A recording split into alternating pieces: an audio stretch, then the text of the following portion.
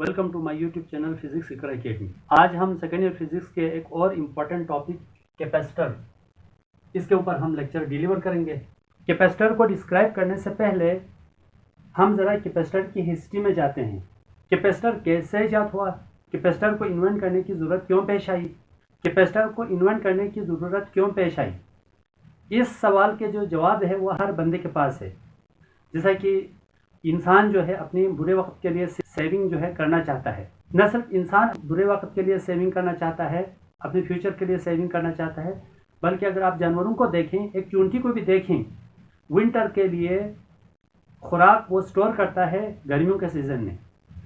तो ये जो कैपेसिटर है, इसको इन्वेंट करने का जो सोच है वो बहुत पहले से इंसानों के दिमाग में ये सोच थी।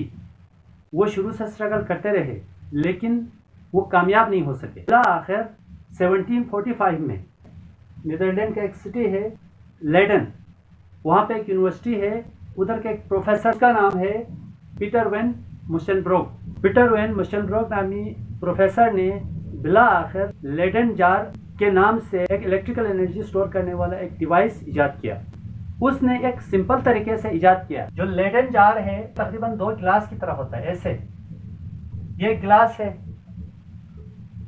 और इस गिलास के यहाँ पर उसने एक वायर कनेक्ट किया। गिलास के अंदर एक इंसुलेटर उसने लगा दिया और इस इंसुलेटर के अंदर एक और गिलास उसने रख दिया, इसके साथ एक और वायर को कनेक्ट किया। इसको उसने बैटरी से जोड़कर इसको चार्ज किया। चार्ज करने के बाद आखिर में इन दोनों को टच कराया तो स्पार्क पैदा हुआ। यानी कि उसके जहन में यह फार्मूला आ गया, 2 कंडक्टर के बीच में अगर एक इंसुलेटर लगाएंगे तो वो कैपेसिटर बन गया, वो कैपेसिटर बन जाता है। 1745 में उसने लेडन जार के नाम से एक एनर्जी स्टोरेज डिवाइस इन्वेंट किया। बाद में 1746 में 1746 में उस लेडन जार का नया नाम पड़ गया कैपेसिटर। कैपेसिटर जो है वो 2 पैरेलल प्लेट्स पर मुश्तमिल होता है। कैपेसिटर लोहे का, आप आयरन का या आप एल्यूमिनियम का बना सकते हैं। आजकल के दौर में कैपेसिटर 2 पैरेलल प्लेट पर मुश्तमिल है। स्टार्ट में कैपेसिटर क्या था, कोई भी कंडक्टर था। सपोज एक कंडक्टर है, यह कंडक्टिंग बॉडी है। इस कंडक्टिंग बॉडी को आप जोड़ें बैटरी के पॉजिटिव टर्मिनल से, इस कंडक्टर को आप जोड़ें बैटरी के नेगेटिव टर्मिनल से। यहाँ पर बैटरी का प्लस या माइनस का मतलब पॉजिटिव चार्ज नेगेटिव चार्ज नहीं है। नेगेटिव का मतलब है जीरो पोटेंशियल और प्लस का मतलब है हाई पोटेंशियल V, यानी कि ये 0 से ग्रेटर है। उमूमन हम नेगेटिव को 0 पोटेंशियल मानते हैं, लेकिन ज़रूरी नहीं है कि वो 0 पोटेंशियल हो। ये 10, ये 11, ये 10 भी हो सकता है, ये 2, ये 1 भी हो सकता है। यानी कि ये लो पोटेंशियल है, उमूमन हम बैटरी का 0 ले लेते हैं। तो इस वायर का, ये जो वायर है, ये पूरा हर पॉइंट, ये बॉडी पूरा हर एक पॉइंट, ये तमाम के तमाम यहाँ से लेके यहाँ तक कोई भी पॉइंट ले लें, सब के सब पॉइंट सेम पोटेंशियल पे होंगे। सिमिलरली यहाँ से लेकर ये पूरी जो बॉडी है ये सब सेम पोटेंशियल पे होंगी। तो जो ही हम इसको बैटरी के पॉजिटिव टर्मिनल से जोड़ा, इसको नेगेटिव टर्मिनल से जोड़ा, तो यहाँ पे नेगेटिव चार्ज क्रिएट होगा, यहाँ पे पॉजिटिव आएगा। ये पॉजिटिव चार्ज कहाँ से आया, बैटरी से नहीं आया। बैटरी का प्लस का मतलब हाई पोटेंशियल है, पॉजिटिव चार्ज नहीं है। बैटरी के नेगेटिव पोटेंशियल का मतलब 0 पोटेंशियल है, लो पोटेंशियल है, नेगेटिव चार्ज नहीं है। तो यहाँ नेगेटिव चार्ज नेगेटिव साइड पे कैसे आया, पॉजिटिव चार्ज पॉजिटिव साइड पे कैसे आया। ये ऐसा आया, इस बैटरी ने इस प्लेट के ऊपर, प्लेट क्या है, मैटर है, मैटर के अंदर एटम होते हैं, एटम के अंदर फ्री इलेक्ट्रॉन होते हैं, कंडक्टर के अंदर फ्री इलेक्ट्रॉन होते हैं। प्रोटॉन तो मूव नहीं कर सकता, इलेक्ट्रॉन मूव कर सकता है। तो ये जो बैटरी है ये एक काम करेगी, इस प्लेट से, इस कंडक्टर से फ्री इलेक्ट्रॉन को शिफ्ट करके इस कंडक्टर के ऊपर लेकर आएंगी।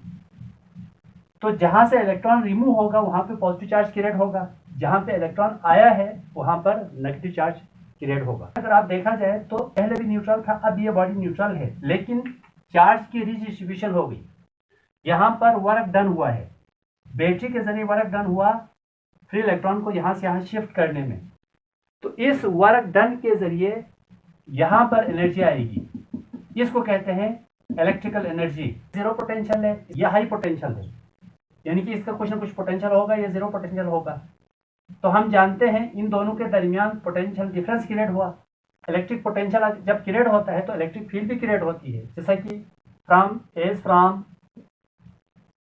पोटेंशियल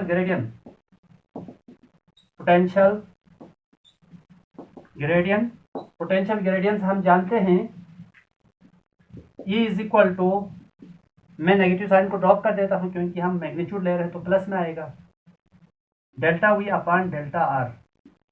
तो delta V is equal to E delta R. जब पोटेंशियल डिफरेंस क्रिएट हुआ तो यहाँ से यहाँ तक इलेक्ट्रिक फील्ड भी क्रिएट हो गई है। यहाँ पर इस फार्मूले से, मैथमेटिकल एक्सप्रेशन से हमें पता है पोटेंशियल ग्रेडियंट से जहाँ पोटेंशियल क्रिएट होगा वहाँ पर इलेक्ट्रिक फील्ड ऑटोमेटिक क्रिएट होती है। इस इलेक्ट्रिक फील्ड के अंदर इलेक्ट्रिकल एनर्जी स्टोर होगी। This is the capacitor. हम टेक्स्ट बुक में पढ़ते हैं capacitor stores charge. Capacitor store charge का मतलब है capacitor stores electrical energy in electric field. Charge store नहीं होता, एनर्जी स्टोर होती है। अगर आप कंघी करें, फौरन कागज के पीसेस के करीब लेकर आएंगे तो वो अट्रैक्ट करती है। कंघी करके थोड़ी देर हवा में रखेंगे तो थोड़ी देर हवा में रखने के बाद लेकर आएंगे तो वो अट्रैक्ट नहीं करेगी। क्यों? वो चार्ज थोड़ी देर तक उड़ जाते हैं। एनर्जी स्टोर होती है, चार्ज स्टोर नहीं होता। तो कैपेसिटर स्टोर चार्ज का मतलब capacitor store electrical energy in electric field. ये जो चार्ज स्टोर इन कैपेसिटर वाले जो डिफिनीशन है वो 9-10 लेवल पे चलेगी। एफएसएल लेवल पे आपने डिफिनीशन लिखना है, the device which is used to store energy is called capacitor. वो डिवाइस जो एनर्जी को स्टोर करता है उसको कैपेसिटर कहते हैं। यहां पर मैंने कैपेसिटर का डायग्राम बनाया है। ये कंडक्टर है, पैरेलल प्लेट कैपेसिटर। यहाँ पर पोटेंशियल डिफरेंस जीरो है, यहाँ पे कोई वोल्टेज नहीं है, यहाँ पे वोल्टेज जीरो है। इसका मतलब यहाँ पर इस वक्त चार्ज भी नहीं है, यानी कि ये एक न्यूट्रल बॉडी है। ये फिगर ए है हमारे पास। अब फिगर बी में मैंने इसको बैटरी से जोड़ा है। प्लस का मतलब हाई पोटेंशियल, को मतलब जीरो पोटेंशियल या लो पोटेंशियल। तो इस बैटरी ने इस कंडक्टर में जो फ्री इलेक्ट्रॉन है उसको शिफ्ट करके इस प्लेट पे लेकर आया। तो इसका मतलब बैटरी ने वर्क डन किया। इस प्लेट से इस प्लेट पर इलेक्ट्रॉन को ट्रांसफर किया। तो यहाँ से इलेक्ट्रॉन रिमूव हुआ, तो डिफिशिएंसी ऑफ इलेक्ट्रॉन की वजह से यहाँ पे पॉजिटिव चार्ज क्रिएट होगा। यहाँ पर पॉजिटिव चार्ज क्रिएट हुआ। यहाँ इलेक्ट्रॉन आया है तो एक्सेस ऑफ इलेक्ट्रॉन की वजह से राइट प्लेट पर नेगेटिव चार्ज क्रिएट हुआ। सपोज यहाँ पर जो पोटेंशियल डिफरेंस है वो है 10 वोल्ट। सपोज शुरू में 0 वोल्ट था, जो ही चार्ज क्रिएट हुआ, एक चार्ज का खेप यहाँ से यहाँ पहुँचा, फिर इलेक्ट्रॉन का एक खेप यहाँ से यहाँ पहुँचा, तो फौरन इन दोनों के दरमियान में पोटेंशियल डिफरेंस क्रिएट होगा। अब पोटेंशियल डिफरेंस क्रिएट होगा तो 1 से शुरू होगा, वैल्यू 1 से पोटेंशियल डिफरेंस शुरू होगा। अब देखिए शुरू में बड़ी तेजी के साथ फिर इलेक्ट्रॉन यहाँ से यहाँ शिफ्ट हो रहा था, आ रहा था। जो ही पोटेंशियल डिफरेंस क्रिएट हुआ तो इलेक्ट्रॉन को यहाँ से रिपल्जन मिलेगा। ये पॉजिटिव प्लेट इसको पीछे की तरफ खींचेगा, यहाँ से रिपल्जन मिलेगा, तो अगली खेप का जो इलेक्ट्रॉन है उसकी स्पीड लो होगी, तो इसका पोटेंशियल सपोज 2 होगा। तो तीसरा जो इलेक्ट्रॉन का जो खेप आएगा यहाँ से, तो उसके लिए मजीद रिपल्जन मिलेगा, जिसकी वजह से उसकी स्पीड मजीद लो होगी।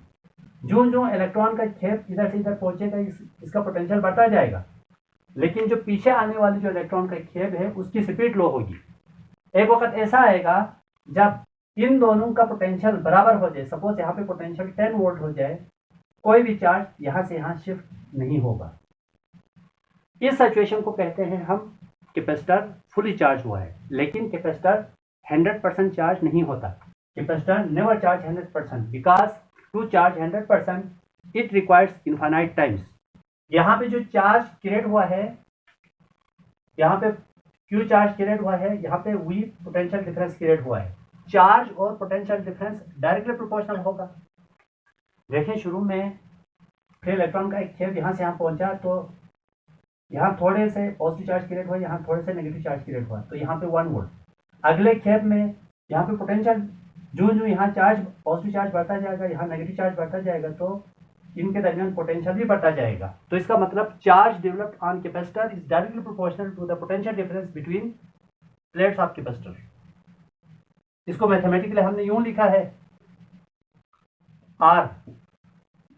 इसको आप यूं भी लिख सकते हैं, बैटरी का वोल्टेज ज़्यादा होगा, यहाँ पे चार्ज ज़्यादा क्रिएट होगा, इसका वोल्टेज कम होगा तो यहाँ पे चार्ज कम क्रिएट होगा।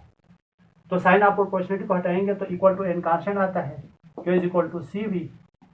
इसको इक्वेशन 1 लिख दें, where C is the constant of proportionality known as capacitance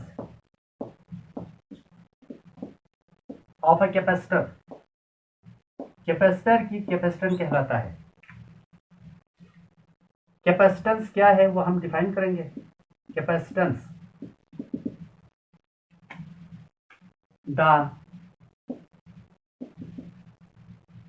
ability of a capacitor to store energy is called capacitance। It is denoted by capital C from equation 1। Equation 1 से सी की value निकालें तो Q upon V होगा। उसको equation 2 लिख दें। यहाँ से एक और डिफिनीशन लिख सकते हैं, the ratio between charge and potential is called capacitance. Capacitance of a capacitor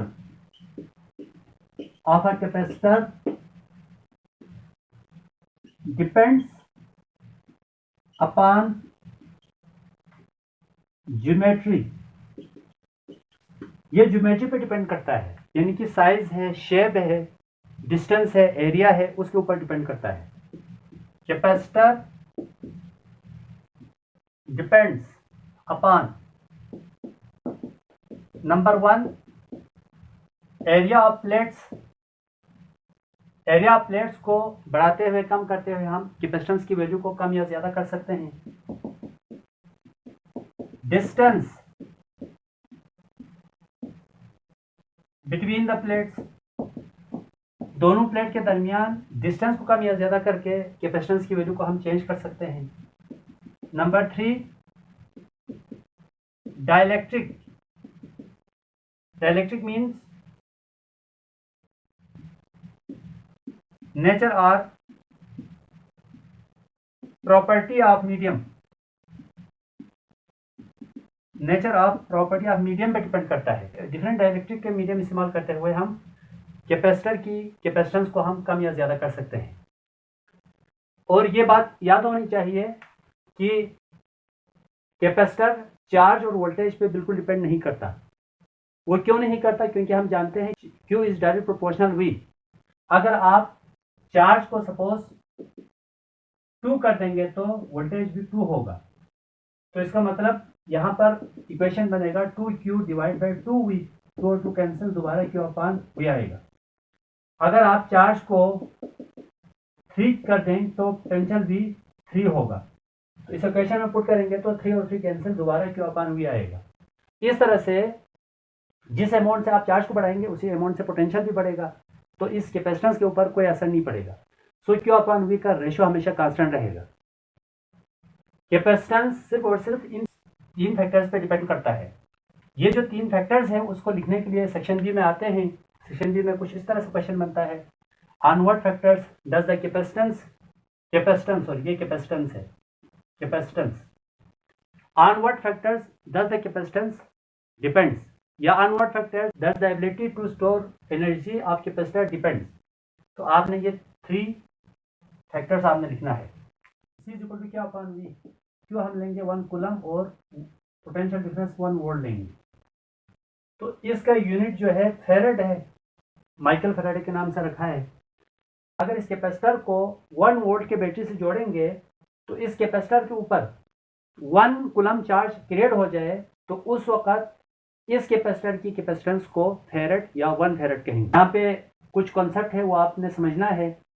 suppose अगर चार्ज कांस्टेंट है, सपोज हमारे पास Q सेम है, Q हम बढ़ा या घटा नहीं रहे हैं, सपोज वैल्यू मैंने ली है 3 कूलम, 3 कूलम चार्ज को स्टोर कराना है, चार्ज फिक्स है।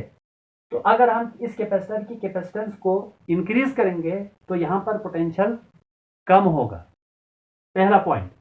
दूसरा पॉइंट है, दूसरे पॉइंट में भी चार्ज के अमाउंट सेम है, चार्ज के अमाउंट सेम है तो अगर हम सेम अमाउंट ऑफ चार्ज को यहाँ पर स्टोर करने के लिए अगर कैपेसिटेंस की वैल्यू को कम करेंगे तो यहाँ पे पोटेंशियल बढ़ेगा, यानी कि उस अमाउंट ऑफ चार्ज को अपीयर करना हमारे लिए मुश्किल हो जाएगा। तीसरा पॉइंट है, अगर आप यहाँ पे पोटेंशियल को कांस्टेंट रखें, अगर हम कैपेसिटेंस को बढ़ाएंगे तो इस प्लेट के ऊपर हम ज़्यादा चार्ज को हम स्टोर कर पाएंगे। तो ये जो 3 कॉन्सेप्ट है ये MCQs के अंदर भी आ सकते हैं और सेक्शन बी में भी आपसे पूछ सकते हैं, तो लिहाजा आपने इसको अच्छी तरह से करना है। आज का लेक्चर यहाँ पे एंड हुआ, अगले लेक्चर में हम दोबारा मिलेंगे, तब तक good bye, thank you very much.